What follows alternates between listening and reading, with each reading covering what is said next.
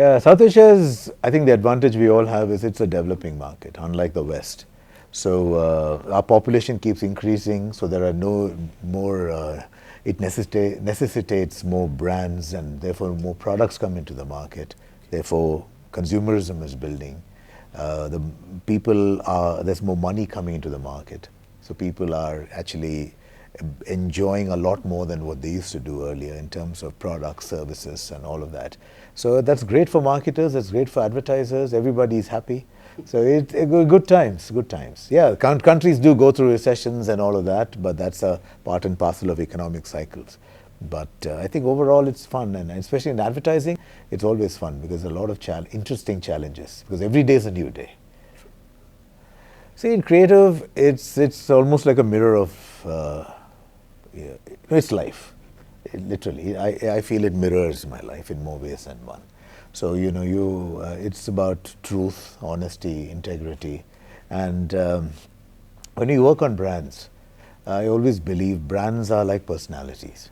They're like you and me. Like they say, what's the tone of voice as a brand? The tone of voice is what we humans have. Like we're talking right now in a very friendly, beautiful tone, right? So brands have similar tones. So brands are like people. So when you do honest work, the brand work that comes in, and that whatever your input goes into that, also gets expressed in a very beautiful manner. So people who are consumers who see that advertising, they connect with it so much more naturally because they can see reflections of life in it. And that's what, so brands have to sell, they have a duty to sell. But in that, when consumers see the value that they can gain from that, so it just makes it so much more appealing in that sense. So my honest truths have been, with the value systems that we all grow up with, especially in South Asia. All of those things have reflected my work. And the whole idea is just to be hungry, stay, focused into what you have to do, and just pour it all out. Well, I've been in this industry for more than 3 decades now, and this is about 10 years ago when I was just sitting back and reflecting when I had completed 2 decades. How has my journey been? What are those little guiding principles that have taken me through, and what excites me? And I figured that there's one common, if I could put something common across my work, all of my work are very simple. And I think that's something that's really difficult to get. People think simple is easy. No, simple is actually the most difficult, because you really have to gather the whole thing, whatever you want to say, and then break it down to its really smallest way, in which it can be in the simplest way possible. And that appeals very quickly. So I realized that, it's almost like, like they say, there's cleanliness is like God next to godliness. I feel in terms of anything creative and expression, anything to do with expression, simplicity is almost like divinity. There's a certain, I feel, spiritual purity in it. So that has always been my guiding force. I had never coined it that way, but then 10 years ago, I just paraphrased it as, there's divinity in simplicity, and that's what it came from me, because that's the way I kind of live my creative life, as it were, and life in general as well. Now, in terms of campaigns, yes, it's reflected in most of the work I do, right from corporate brand designs, logo designs, that is, or any VIS that we do, or even simplistic films. It could be whether they're, almost like a documentary-like, or TV commercials, or even print ads. I remember some years ago, we did a very simple print ad for a bank. It was for education loans. And the usual thing for children's education loans, right? So it's always you show a father and the mother and a kid, obviously, kid studying and all of that. And we thought, why should it always be this way? If I put that visual, every bank puts a similar visual. It's just that their models are different, because education loans are education loans. It's for children, right? So how do you make it look different? So we were just brainstorming, and we just sort of, you take a wad of notes, and then the top, it's like a pile like that. The top one, we just kind of bent it a bit. So it looked like a notebook. Okay. So that was just the visual. So it actually looked like, there was notes of money, it just looked like a notebook. And it is made of notes anyway, notebook. Yeah. But that was a separate pun. We didn't have to say anything. We just said the bank name, Education Loans. And yeah, that got shortlisted or won some awards or something. This was, I'm talking about 20 years ago. Now, recently, about a couple of years ago, in Sri Lanka, in fact, there was this one idea I'd had for a long time. That was for a seafood restaurant. Okay. You know, and seafood restaurant, what is your main USP? Typically, when it's seafood, it's the catch of the day, right? Fresh seafood, fresh seafood. So, and especially being Sri Lanka, it's an island. You got the ocean all around. So fresh seafood it was. So we just had this beautiful image that, you know, there was a chair here. You can see you can see the entire, it's a shot of an ocean. You just put a chair here and a chair on the other side. Like from the horizon, you can see the top of the chair, there's a chair here. And the sea is in the middle. And I just said fresh seafood, you know. So it's like literally, the catch is your table. That ocean is your table. How more fresher can you get, you know? So that one, yeah, gold and print and stuff like that. So there's a, you know, if you look at it, it's minimalism. Exactly. You know, so sometimes when you say the least, but it's point on idea, what you get out of it is maximum. So that's where I feel simplicity really comes into play in a very beautiful manner. See, those were verticals that were meant to happen. You know, you see, when do you start new businesses? When you sense the market, and when you feel that the market requires something like this, it's the right time to step in. So this Lintas Healthcare was in the early 2000s. Okay, so we had a director who was part of it. I was a creative partner in that. So I used to be a creative director in those days. I was of some couple of divisions of Lintas, and this was, she came and told me that, Rajiv, there are a couple of new clients. They're the gigantic clients, of course, but they are new from the Lintas portfolio. They were not our clients. And they've been talking to us and telling us that, you know, is there a possibility that we could work together? And primarily when you talk of healthcare, it's doctor communications, right? And these things always can't go on print and mass media. It's a B2B business, right? So then we kind of, you know, tried a concept, a campaign and things like that, and it kind of resonated pretty well. And then when she said she would, I think we should just start a new division, and that's where Lintas Healthcare was born. If I remember right, I think it was about 2003, if I'm not mistaken. And so for some time, I was a creative director overlooking that as well. Then we built a small team around it, but and we had some big businesses those days. Pfizer, which was the #1 medical company, and we were at some point in the first 6 months handling 4 of the biggest pharma brands in India. Okay. You know. So what is it? Do you want to mention that? I remember Becosules was #1, and I think we did something for Soframycin, I think. I'm not too sure now. It's about more than 22 years ago. Nice. But yeah, they were some of the 4 biggest brands in the country. And that was great fun. But the moment was right for that.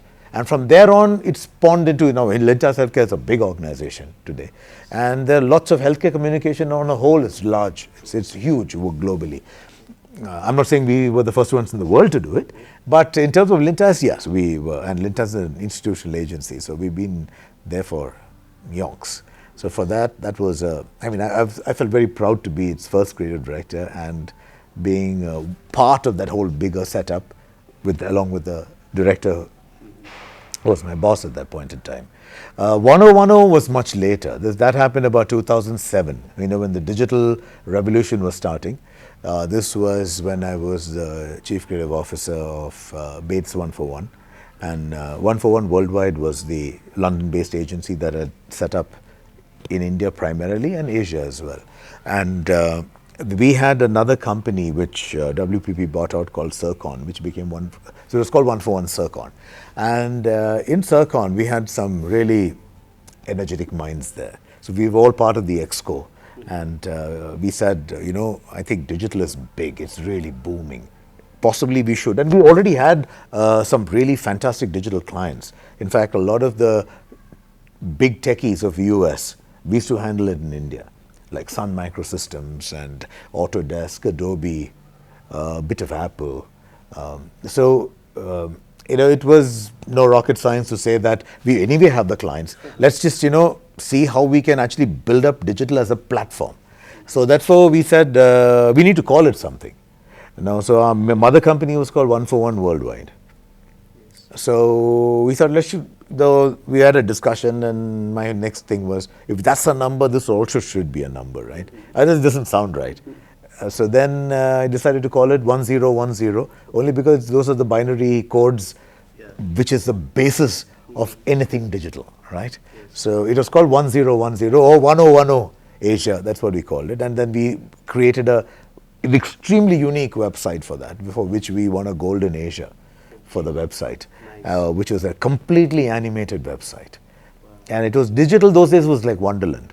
So that whole website was designed in a manner like you had a little rabbit which was outside, and it jumps into the little hole and goes right in like Alice in Wonderland and reaches this very majestic world which was like an agency. There was client, and there was creative teams, media teams, and we had different animals representing each. I remember creative was a fox, client servicing was like a dog, client was some other animal, media was like a monkey hanging around. So we had lots of fun like that. The strategy guy was a chef. So that was what 1010 was. Basically making digital fun, because that was the new buzz. Like today, what AI and AR and people are, doing and researching a lot on AI. Those days, it was just fundamental digital. It was just websites, the new terms like microsites were coming on. Twitter was building in a big way. Facebook was now getting a lot of traction and trying to commercialize it by getting ads and stuff. So those were the 2007, 2008, very exciting years in the early parts of digital. So these are, they are startups in a sense, but they were all which I think the market ecosystem kind of was demanding those. So it was like, when there is a need for it and you get in at the right point, it's like you will be a success, right? Because that need was already there. You're not tapping into something that's unknown. Yeah. Oh, well, I must confess, I'm not a trained art person or a designer, but I feel designing is very native to me. It's just kind of an inborn trait. I've always loved art and design. And yes, like I told you a little earlier, I've designed a lot of corporate identities and things which, when you normally, for a normal person, when they hear it, like, you're a copywriter, right? I mean, how do you do art? Because normally you have two parts. But then, I think this business is all about passion. If you're passionate about something, I think nothing can really stop you. And to me, design and art is one aspect that will never, ever die in life. Human beings will evolve to even robos at some millennia later. But art and design will never change, because they started with the cavemen. Man has evolved from where the caveman was to where we are today. Art and design continue.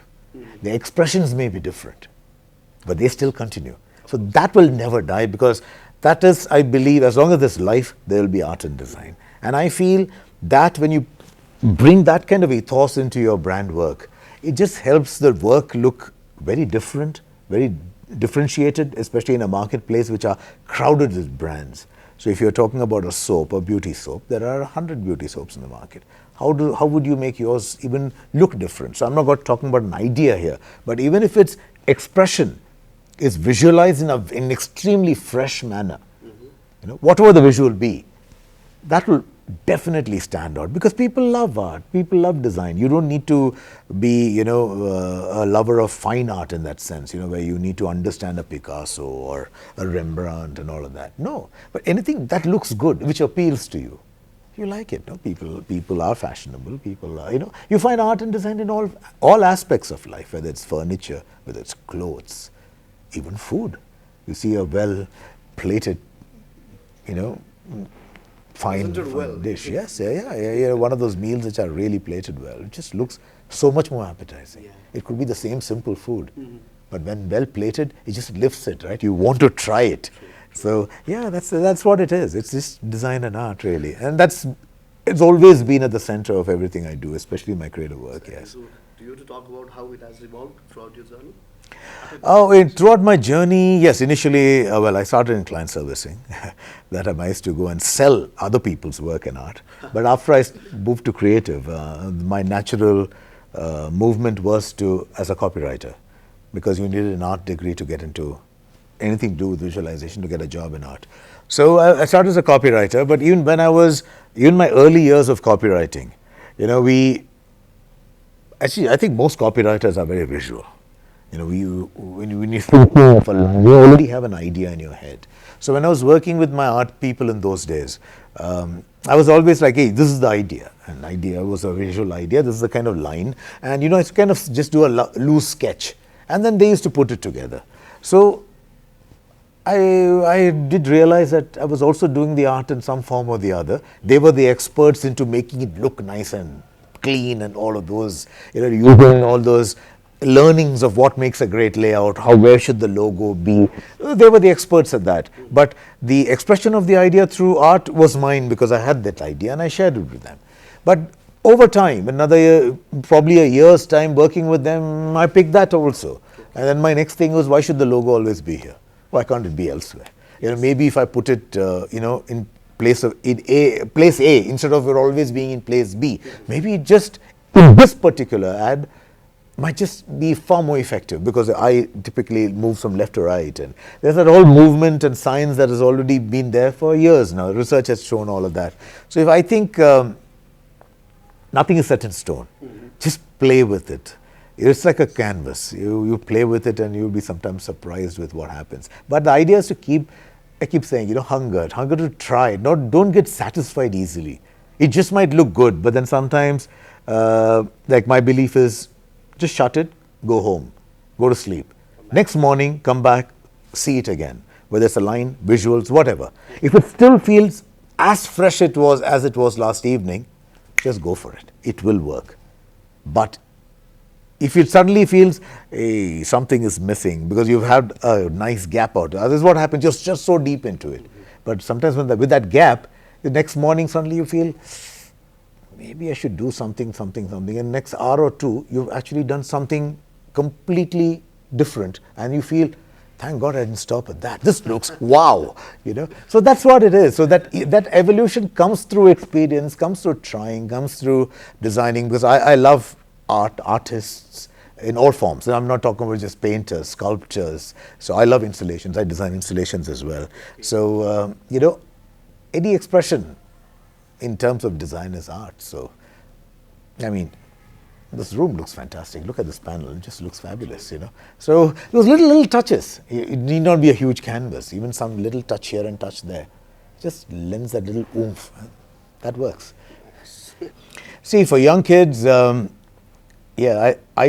still remains, I think, the best profession you can ever do. Okay, because you work on so many brands in an agency. Where you're constantly thinking. Now, when I mean thinking is, of course, in your work, creative people, you have to think. But what happens is when you have different brands that you work on. So in the morning, you could be working on, say, insurance. Afternoon, you could be working on something to do with a mobile company. Evening could be something to do with noodles. Next morning, you could be, either completing some part of work or you could be working on a bank. So, every time when you work on something, you need to know it, right? You read up about it. So your knowledge increases by default. You just become so much more knowledgeable. You start having a point of view on everything, okay? So that's very important. So even as you grow in, you need to be extremely hungry. I know I keep repeating that word. But my thing is, if you already think you're full, how are you going to consume anything more? Then you're as good as not finished, right? So when you're hungry, that appetite will keep making you get information, garner information from all sources. Today you have the internet, everybody, the current generation, it's got so much of information. So even the other day at my presentation, I was saying, today there's so much of information, but people are starved for wisdom. Exactly. So and wisdom comes from where? It comes from mentors, it comes from your leaders. But to even understand that wisdom, you need to have a certain threshold level of information and knowledge, right? Otherwise it will be like a bouncer. So you need to keep improving. Even when you start doing your work, you get a job in an agency, don't get satisfied easily. Keep at it, and you just let that fire keep burning. Don't douse it. There's so many people, so many times people have asked me, some of my clients have asked me, you have more energy than this 25-year-old kid. I said, oh, that's not got to do with physical energy. Yes. Yeah, that's a very different, that's passion burns, and that's that fire. So if I can still have that fire even after 3 decades in the business, somebody new should definitely have it. It should be a raging fire. And as long as that's there, and that will to keep pushing the boundaries, don't get satisfied with what you do. Keep pushing. Keep watching award-winning work, whether it's print, whether it's TV. That's a great place to learn, because those pieces of work have already got appreciated, and they've got awarded. That means they are benchmarked by fantastic judges who are already leaders in their field. So if that is winning, keep checking your work against these benchmarks. Set benchmarks for yourself. Don't wait for your boss or your creative director, whoever your leader is, whoever you report to keep setting benchmarks for you. You set your own benchmarks, yes. And then just chase it like there's no tomorrow. And if I feel that nothing can really stop you. So if you're a writer, you're a visualizer, art director, just be the best art director that there is. I think that should be the single motto. Just be the best copywriter there is. And the process will then take you through your steps. Don't start with saying, oh, okay, I'll be a creative director in 5 years. That's a great thing to have. Mm-hmm. Great thing to have. But unless it's your father's company, you need to work through there. Exactly. And some of the old adages we hear in English are always hold true. They say they call it the corporate ladder, right? Yes. Why? Because you need to take step by step. They don't call it the corporate elevator. Yeah. Press, CEO, top, boom. No, because what happens is, because with every step, you learn. There are problems. You might slip. But, as you keep progressing up and up and up, as you grow higher, you start anticipating problems. Problems will always be there. But the only thing is, what makes you better than what you were 4 years ago was that because of that experience, oh, this is going to happen, so you've already taken care of it. Exactly. So there is that problem doesn't arise because it's already taken care of. So those things, all of these things just help you. So set those benchmarks, be the best at where you are. You're a copywriter, be the best copywriter you are. You'll automatically get promoted to senior copywriter. Yes. Then you want to be the best senior copywriter there is. So that's that process of evolution.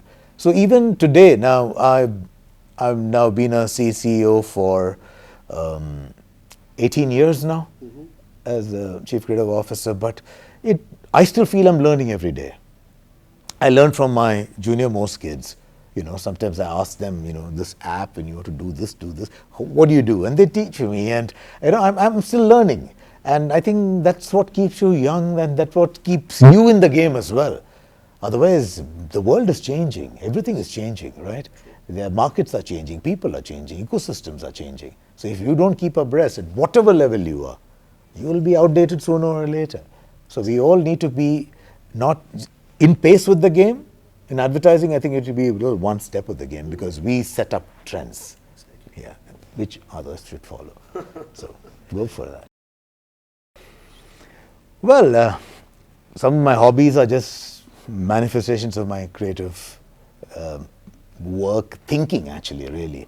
And photography is one. I've always loved photography. And it's like, I've always, if I see something, 10 people might see it in 10 different ways. But I always believe there's a certain angle to it. I love perspectives. So many times people just might see a bottle as a bottle. But when I'm shooting it, I'm going to shoot it in a certain angle that just may look like a tower, you know.